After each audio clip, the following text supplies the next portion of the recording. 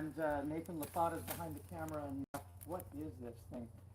So we were up in Sopetran, which is a village in Colombia, about 2 hours to the east of Medellin, the green city of Medellin. And we just finished building at Solar City's IBC biodigester on the roof, the third story of a building in Medellin at Via Cocina, where they do organic uh, rooftop gardening. And then the chef, Brian, does this great uh, workshop on how to cook authentic and uh, global foods using really good ingredients. So we built the biodigester forum with our students from Mercy University. We're about 15 students on this, as well as our dean from Mercy University in New York. And then we'd gone to see a cacao plantation in the highlands of Sopetran. And it was very difficult to get up there. While it took 2 hours to get to the village of Sopetran, just getting another few miles up to the cacao plantation took a half an hour because the roads are so steep and windy and not paved. And then the bus couldn't go any further. It was amazing the driver could even get up there. And then we went out and we saw the cacao plantation, which is on very steep slopes. And it had once been a coca plantation during the time of Pablo Escobar. So there'd been a massive amount of deforestation. Coca, or cocaine, takes 4 months to grow. Chocolate, you need at least 3 years for the first fruit. So you don't get anything back on your investment for 3 years. So there has to be incentives other than guns put to your head like the coca trade to do cacao. The cacao trade needs good markets. And there's all sorts of problems with the cacao trade now because of fungus. 3 different fungi are attacking the trees worldwide, and they are insidious, and global climate change is causing droughts. There's a drought there right now. Weather regimes, landslides, mudslides. There's so many difficulties for a campesino family to be able to successfully grow chocolate in this environment because of the amount of time it takes. So as we were going down the mountain, looking at the cacao plantation, and into the riparian forest where the creeks were, looking at how they're trying to preserve as much biodiversity as possible so that they don't need to use insecticides and pesticides. And then we saw the infected pods.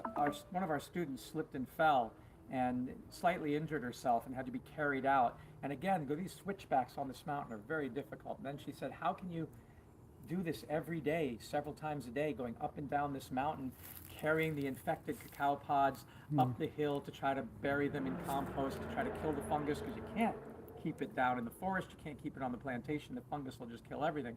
So they have to identify these pods and they got to put them in baskets, they got to carry them up. It's labor, it's backbreaking work, and it's quite dangerous with these slopes. So we had just been in Medellin riding on the cable cars that they put in to try to connect the city to the poor areas with the areas of employment.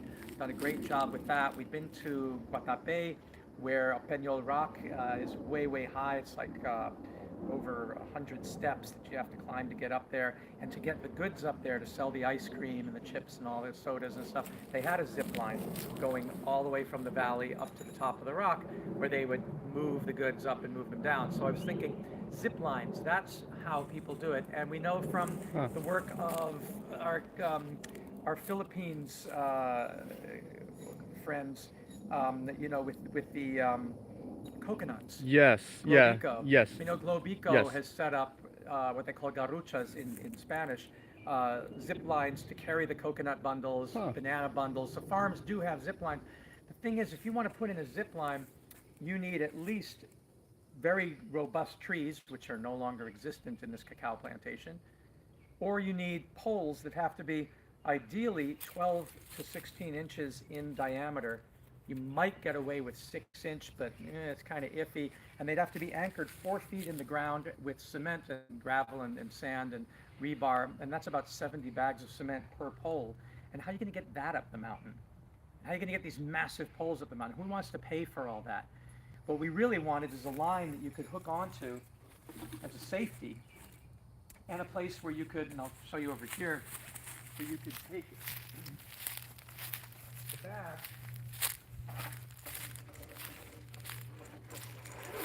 Right.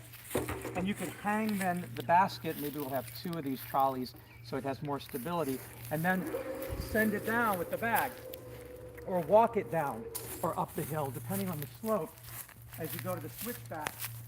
And if you were hooked on so that you couldn't fall, and you're moving this, is a lot easier than carrying this stuff and trying to make your way up the mountain. Again, depending on Oh. So it's like assisted hiking. assisted hiking. So I began to think, what if we could use an IBC tank